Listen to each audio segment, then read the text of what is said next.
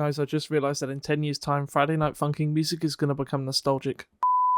You ever notice how some weapons of TF2 have a cult following surrounding them? Maybe it's because they're meme weapons, or maybe it's because they've got significant upsides and downsides from the stock variant that really would make you have a preference.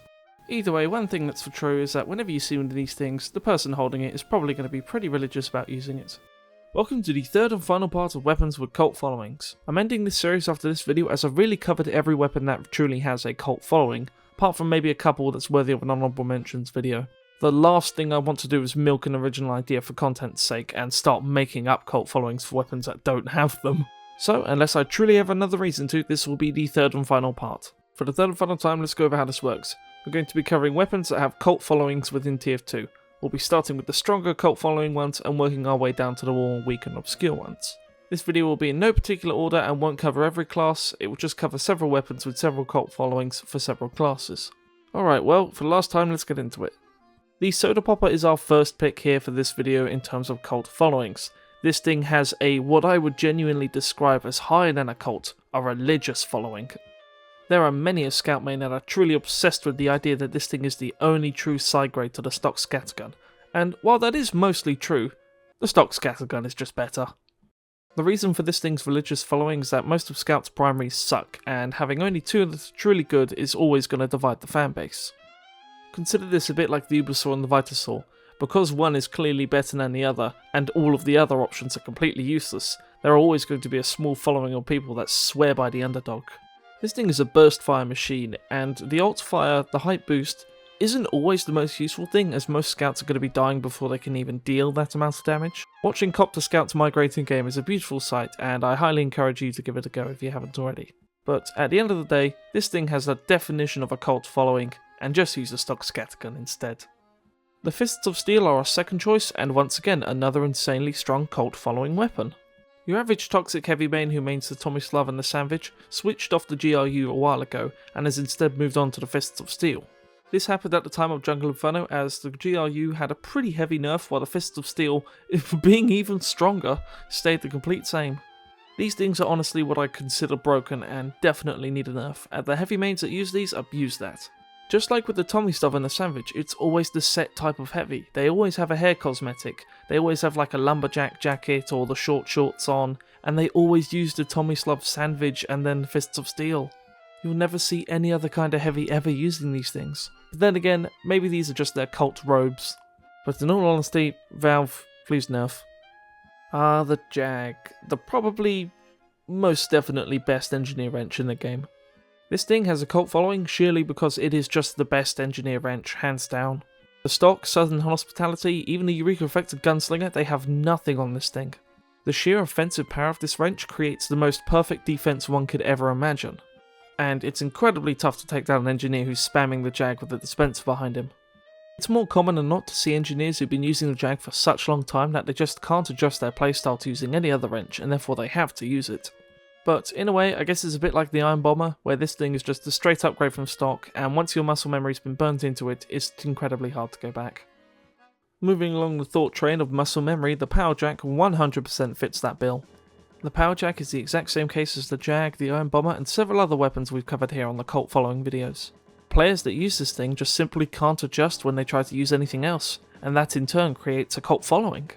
I 100% fall into this category except with the extinguisher.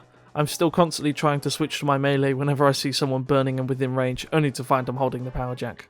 So yeah, same deal as all the others. Cult following born out of necessity. Now, the bison I was honestly reluctant to talk about within the first two videos, no matter how many times I saw it being commented. Generally, I've tried to avoid meme weapons, as meme followings are obviously very heavy, but that doesn't always translate best into terms of gameplay. Like for example, the Caber has a huge meme following, however in reality, no one actually uses it.